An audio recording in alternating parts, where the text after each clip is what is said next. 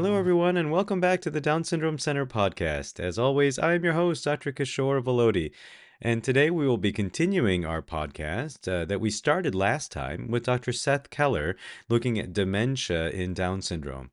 And so stay tuned and take a listen here to part two of that podcast. So what can be done? I mean, it seems like once we're doing whatever imaging potentially necessary, you find what looks like Alzheimer dementia in a person who's clinically showing signs of it. What can be done for the typical population, but also for people with Down syndrome? Well, that's what's going on in research right now, and that's really the Okay. million-dollar question: what Yeah. can be done? And it's all related to what can be done about the beta amyloid. So Right. if you so this is what's going on in research right now, and approved pharmacologic, which are coming out, which I'll speak about. So what it is, they're called anti-amyloid therapy. It's trying to give a treatment to the person to be able to stop more buildup. It's trying to keep or take away the proteins, and that's what's going on in research now by the pharmaceutical industry. And the first drug that came out was called aducanumab. And aducanumab came out like the year before, and it's an intravenous shot. And it basically is an antibody that's given intravenously once per month to go in the body, go in the brain, and basically dissolve away, take away the protein, the amyloid, and therefore theoretically hope to improve the person's cognition, to try to keep them from getting worse. And when that and this is going to get into the issue of Down syndrome in this regard as well, is that typically what happens, and I hate to kind of bounce around this, but what happens is when research studies are done, and those that have been done on aducanumab, which is called Aduhelm, the brand, and lecanemab, which just came out this past year, and was approved for Alzheimer's disease in mild cognitive impairment, is all the research studies, and this is a big issue right now in the Down Yeah. syndrome community. They only do research on normotypical population, those that do not have developmental disabilities. It's a very narrow window of a certain patient type, a certain age, and a certain degree of their severity, their dementia. So the approval of this recent drug, lecanemab, brand name Leqembi, by Eisai Pharmaceuticals, showed a 27% reduction and ability for them to function more and have a somewhat better outcome for some period of time by reducing the protein to show the amyloids reduced, but physically and clinically and cognitively, they basically were better.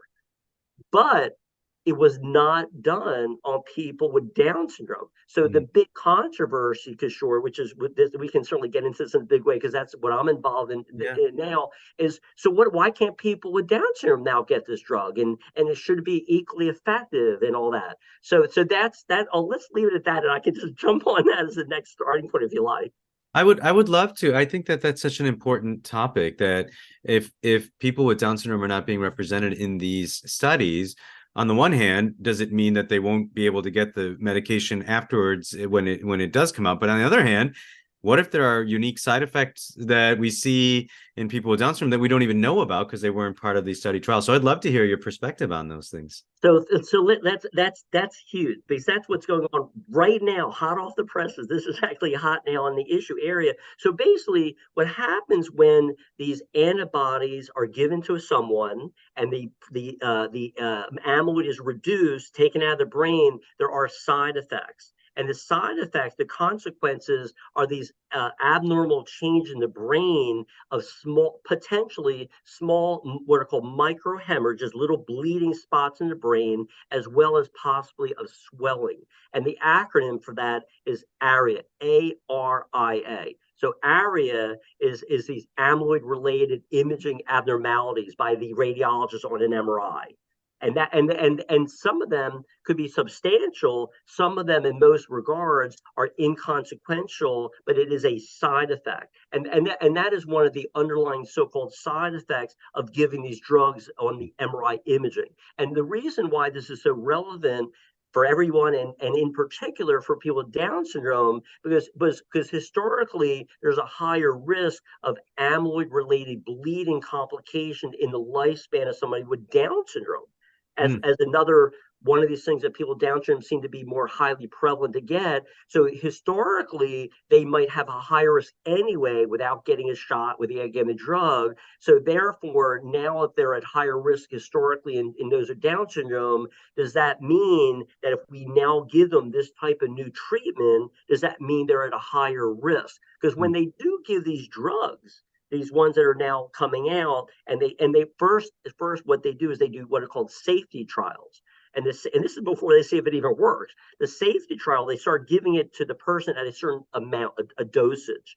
And what they did in the first drug, aducanumab, they realized that if they gave the person a high dose real quick, it caused those complicate the bleeding, the swelling. So what they had to do in the first drug, aducanumab, they had to slow up this. It's called titration. They had to slow up. So they had to build it up over weeks and weeks and weeks, IV, and they had to build up to the two, and they had to build up slowly in normal people. And if they did it too quick, they got the bleeding.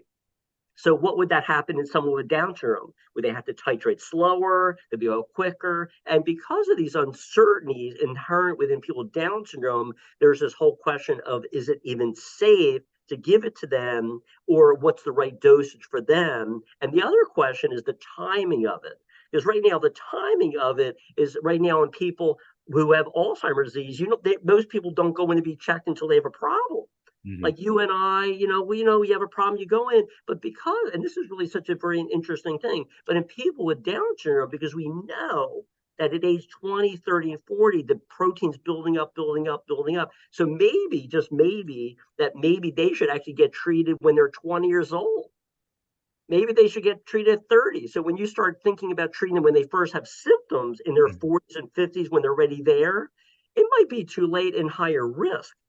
So really these theoretical, ethical, moralistic issues are really sorted out. And then at the same time, Kishore, you're dealing with people that are aging, and their clock is almost ticking in their lives. And once they start having symptoms, they want to say, give me the medication, because I'm going to have this condition that is going to rapidly progress. I'm going to die. So you're dealing from a humanistic standpoint, a moralistic standpoint. So what's happening right now is that, and you kind of alluded to this one, is that right now Down syndrome population in some respect might be considered what is called off-label. They might be considered not appropriate at all to get any of these new drugs, even though theoretically they might help them in their brain and allow them to live longer to some degree. The drug companies, and including CMS, the FDA. So right now, at a national level in our country, advocacy. God bless advocacy, right? Because sure, advocacy, Yeah. gotta love advocacy. So the Down syndrome community, DISMIG, NTG, ADMD, all these Down syndrome Congress, Global, all these organizations that we all know, they're basically trying to raise their voices and say, this population deserves evaluation. This population deserves to be studied. This population needs access to these various medications, because they have a high rate of getting it more than anybody else, and they get it quick, bad, and it's terrible. Therefore, we're yelling at the rooftop, honestly, and that's what's happening right now at different levels of society by the advocacy trying to almost like push, push our government and the pharmaceutical industry to kind of take and look at this population who's well deserving. And that's kind of where we're at right now, without the punchline to tell you the outcome of Yeah. this one. But that's what's happening. My group, my colleagues in leadership, they're writing letters, they're talking to people in government, they're talking about leaders in CMS, they're writing articles about this. Because really what it is that people are going to get older and they're going to get it, and something needs to be done that's effective and safe. And the other part about it, and this goes to you and I as practitioners, are there practitioners out there in the community that would even know how to diagnose, treat, and give them these drugs, right? So that goes the issue that you and I and others deal with in our Down syndrome communities, is what do people do when they're having these health related problems? Who sees them? Who's adequate enough to see them? And that's why there's the specialty clinics and there's different doctors and me and other people, but there's really not enough of this all around. Yeah, that's for sure. So as we stand here, if you have an adult with Down syndrome in your clinic and you have diagnosed Alzheimer's disease, what therapy options exist that would be possible to use? Is there anything at this point? Well, let me just add one quick thing. I'm going to come Yeah, back to your please. question. Yeah. So right now, one of the tricky parts, I'm going to go back to this new drug, Leqembi, which is the one that's Uh-huh. approved, and hopefully that people are going to get. I actually, one of my own non-Down syndrome patient, I'm going to try to get in my office. Mhm. The problem is to get it, you have to have certain criteria to allow them to get it. And this Okay. is what's called an online registry. You go on the internet, it's a website by CMS, Centers of Medicaid Services, and it asks certain questions to see if they're qualified. And so number one is, have they had a biomarker proven diagnosis? So you can't get anything unless it can't be just your own conjecture, your expert opinion. It's got to be black and white proven by a biomarker. Number two is you need a qualified assessment scale, a tool that can measure black and white numerically the degree of functionality that qualifies for mild dementia. Number three, you have to have a functional scale. What's your functionality numerically? So Mm. therefore, if that's what's black and white required to even get someone these drugs, what does that mean for people with Down syndrome and different Right. forms of developmental disabilities? They may not be able to get a biomarker. We don't have an adequate assessment tool that equates for their abilities and functional abilities because they're underlying ID for life. You know where I'm going or this one. Yeah. So therefore, so I want to just throw that out there. So Sure. our organization, Lumine, which is a wonderful organization we work with, and the NTG, which is one of the leaders in, we're actually working with CMS to try to how to work with that registry to make it ID friendly. So at Hmm. least the qualification of the form is at least qualified enough to be able to get people even the foot in the door. Yeah, for sure. So that I just want to throw that. So going I back to your appreciate that. Yeah. question, so Hmm. anyway, that was that part. Yeah. So in terms of therapeutics, so basically it goes back to what did we do before for anyone that was showing signs of decline, dementia, Alzheimer's, and all that. We have these standard medications that have been around for decades. And I've been practicing for almost 30 years. So the kind of drugs are drugs that actually enhance acetylcholine. It's one of the brain chemicals in the brain that seem to be lowered in Alzheimer's disease. There are three different drugs that have been FDA approved for over decades right now. There's nothing new. Aricept, these are brand names I'll give you: Aricept, Exelon, and Razanine. These are three drugs that seem to increase the level of acetylcholine in the brain, seem over the course of a year to improve cognitive functioning in Alzheimer's, maybe slow up the disease for about a year. And these are normotypical people. And the other drug is called Namenda or Memantine, and that works in a different kind of way. So four different drugs, three similar, one different. And there have been limited studies in people with Down syndrome with supposed Alzheimer's disease. And the question is, do those drugs really work? There are some small data points in this Down syndrome population that may show that they might help a slight amount for a short amount of time, but there are side effects of the medication. Mm. Dizziness, lightheadedness, stomach, dreaming problems, fainting, or to say the least. So it's a question, and it's really a question of, or if you're going to give it to someone, proving its value, both efficacy and safety, should be done, and that's really the decision of the practitioner to make the decision. But it's basically it's a slight stopgap measure to try to halt a progressive disease where they're going to die from. But Okay. a lot of treatment might be behavioral treatment. So a lot of treatments are related to the symptoms: anxiety, depression, psychotic behaviors, hoarding, aggressiveness, sundowning. So some of the therapeutics actually are given, sleep medication. So some of the actual medications that are given might be treating the symptoms. And there's Right. a high prevalence of seizures and I'm a seizure doctor, that start happening at the beginning of Alzheimer's and Down syndrome. So another therapeutic might be anti-seizure medication for those that are having seizures. That is the rundown of the medication. I wouldn't talk about nutrients, supplements, Prevagen. I mean, I that's a whole bunch of stuff that I don't believe in or think there's much to that as nutrients or supplements. I don't think there's any sign to them at all in anyone, but it's really that's where we're at. Okay, well that is a great overview. I really appreciate that. Do you anticipate moving into the future as we hopefully start to see people with Down syndrome being eligible for these monoclonal antibodies that you were talking about earlier? Right.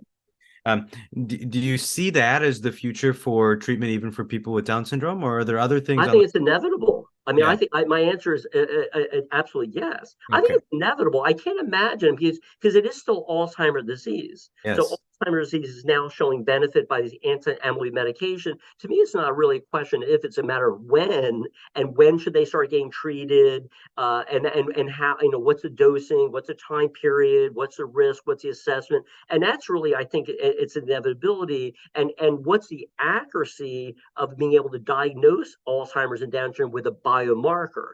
When are we going to be able to call it Alzheimer's?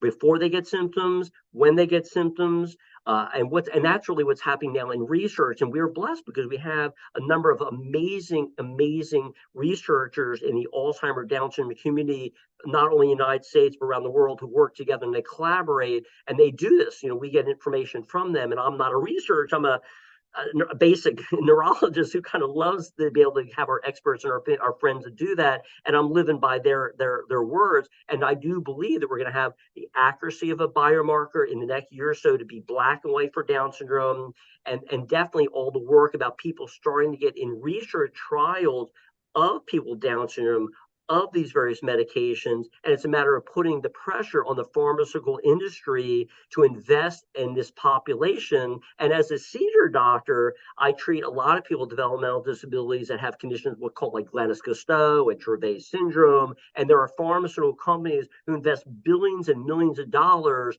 on specific anti-seizure medications for their specific developmental seizure condition. So there's no doubt that pharmaceutical companies aptly should and could circle around, invest, and really help support this population.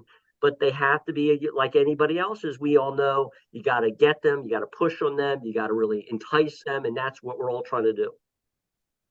Wow. Thank you so much, Seth. This was a really fantastic podcast. I think for our listeners, probably listen to it once or twice if you want to really get the amount of detail you provided for us today. This has been fantastic. Thank you so much for joining us on My the pleasure. podcast today. Is there anything that you want to make sure you leave with our listeners, or do you feel like we've kind of touched on everything that you wanted to touch on today? Well, I think there's just real quick a few things. Please. One of them, I think it really has to do with this discussion. When do we really have, as families and organizations, a discussion of someone with Down syndrome, their family member? When should this conversation really have about the possibility that Alzheimer's may even happen? Because Yeah. it's almost like a skeleton in the closet. It's an uncomfortable conversation that is not an easy conversation to have. And it's hard to equate this to, I guess, any other condition, unless you knew in your own family and you could do a test. You knew in your future, I'm going to get like BRCA gene of breast cancer or others. I can be proactive by getting mastectomy, and that maybe you can proactively do it. But people in the Down syndrome community, I don't really think there's enough conversation from a social, personal, community standpoint. I'm just thinking my own perspective. Maybe there are, that we're not having this conversation of breaking the message, talking about the issue in a well, honest kind of way, starting with health promotion and wellness and do your can. And I hate it on the bucket list. Like, you got your life, and maybe you need to be thinking about it. Like, this is tragic, but people don't live as long with Down syndrome, and they all and mostly die from Alzheimer's. It's There's the prevalence of early demise in people with Down syndrome is from Alzheimer's disease, no doubt. Mm, And if you knew you were going to be dying from Alzheimer's in 5 or 10 years, would you want to know? I mean, rhetorical question or not, yeah. would you want to Right. know? If you knew, how would you live your life differently? So I think from a moralistic question, I find that a very interesting conversation that I don't think we have, to be fair with anyone. I think that, plus the other final thing is Yeah. having that relation with the healthcare provider, from the family member, the caregivers, talking to the healthcare provider about this issue, where a lot of the people in the advocacy world know a lot more about this than the healthcare provider knows, aside from our own colleagues and Dismig and others who know about this stuff. A lot of health providers on the adult side, again, I'm talking about the adult side, they Yeah. don't know beans about a lot of these issues. So Mhm. what's the role and responsibility of the advocacy, the family member, the caregiver, when they go to the doctor, they go to the nurse practitioner, and they're asking the doctor, the so-called quote unquote expert, to talk about this issue, when the doctor themselves, as we know, may not know. So Mhm. there is a responsibility, and this is kind of my point. There is a responsibility where the caregivers might have bullet points, research, flyers, information. They can actually bring it in to the healthcare provider and almost like help them help them. Are there places where they might those that pieces of information may be easily accessible that you might be able to share? Is there? Well, I'm glad you asked. So I'm Yeah. glad you asked. So no doubt on our website, DISMIG, National Task Group, ADMD, there are, the National Down Syndrome Society and other organizations. There are these pamphlets, and there are wonderful informational pamphlets that are accessible. And I would say go on some of these websites, and there's links that do have booklets. And these booklets are basically family friendly, organizational friendly, advocacy friendly, and they basically do talk about these nuances as we're talking about to educate. So I really think very strongly that the best start of education is at home by the advocates, the family caregivers, and bring that information and almost help the doctor. I mean, I don't think there's anything wrong with that. I mean, God Yeah. bless doctors and nurse practitioners, the so-called experts. I would say so-called experts. Unfortunately, in education and training, they're just not getting it. I mean, I'm telling you. I mean, I work in the field. I know I work in education training. I work with medical students. We're trying. But by and large, this is where the problem is, as I was saying earlier. So even if these IV drugs are coming out, aside from these, isolated short number of Down syndrome clinics and other people, there's most people are not going to have easy access to quality service of people that know anything. So Yeah. where are they going to get help? Wow. Yeah. I think there are so many questions that you raised, and I think ethically, but also we talked about medically. I mean, we talked about a lot on the podcast, and I really appreciate, uh, Likewise. yeah, your time with us today. For our listeners, I hope you found this as helpful as I did as well. If you would like other topics for us to cover, please do reach out to us at Down Syndrome Center at chp.edu. We love to hear from you in terms of what you would like us to discuss and speakers you would like us to have on the podcast. If you would like to contribute to what we do at the Down Syndrome Center, including this podcast, please go to givetochildrens.org/Down Syndrome Center. But until next time, bye bye.